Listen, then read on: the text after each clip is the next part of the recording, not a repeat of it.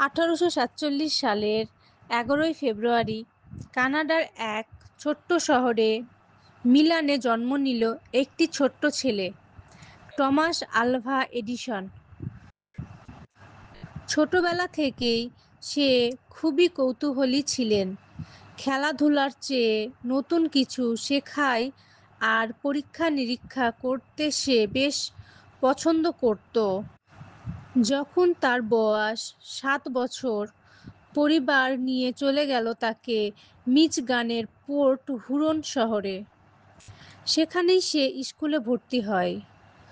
কিন্তু বইয়ের বাঁধা-ধরা পড়াশোনা তার আর ভালো লাগত না। শিক্ষকেরা ভাবতেন সে বুঝতে কম পারে। কিন্তু আসলেই সে ছিল অন্যরকম। নতুনভাবে শেখার আগ্রহ ছিল তার বেশি। মাত্র 13 বছর বয়সে সে একটি ছোট্ট ছাপাখানা কিনে নিল। নিজের হাতেই পত্রিকা ছাপাতো, খবর লিখত আর বিক্রি করত। অল্পদিনের মধ্যেই কিছু টাকা রোজগারও করল। একদিন রেল স্টেশনে কাজ করতে গিয়ে সে এক ছোট্ট ছেলেকে দুর্ঘটনা থেকে বাঁচালো। সেই ছেলেটির বাবাই ছিল স্টেশন মাস্টার। কৃতজ্ঞ হয়ে তিনি এডিসনকে টেলিগ্রাফ চালানো শিখতে সাহায্য করলেন। বয়স বাড়ার সাথে সাথে এডিসন নানা কাজ করল। কখনো রেলগাড়িতে কাগজ বিক্রি, কখনো টেলিগ্রাফ অপারেটর। মাঝে এক দুর্ঘটনায় তার কানে আঘাত লাগে আর সেই থেকে সে কম শুনতে পেত। কিন্তু সে হাল ছাড়েননি। নতুন নতুন যন্ত্র বানানোর চেষ্টা চালিয়ে যেতে লাগল। একসময় সে নিউ ইয়র্কে গেল। সেখানকার একটি অফিসে নষ্ট যন্ত্র ঠিক করে সবাইকে চমকে দিল। মালিক তাকে ভালো বেতন আর অনেক টাকা দিলেন। সে টাকা দিয়ে এডিসন নিজের একটি গবেষণাগার বানালো। সেখানে শুরু হলো তার আবিষ্কারের জগৎ। প্রথমে সে টেলিফোনকে উন্নত করলো।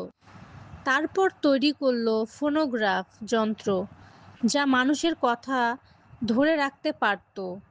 আরেকদিন সে ভাবল, যদি বিদ্যুৎ দিয়ে এমন আলো বানানো যায় যা সবার ঘরে আলো জ্বলবে। হাজার হাজার পরীক্ষা করে অবশেষে 1879 সালের 21শে অক্টোবর সে বানালো বৈদ্যুতিক বাতি। প্রথম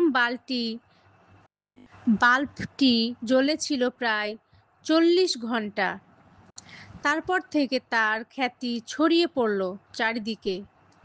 মানুষ তাকে ডাকত মেনেলো পার্কের জাদুঘর।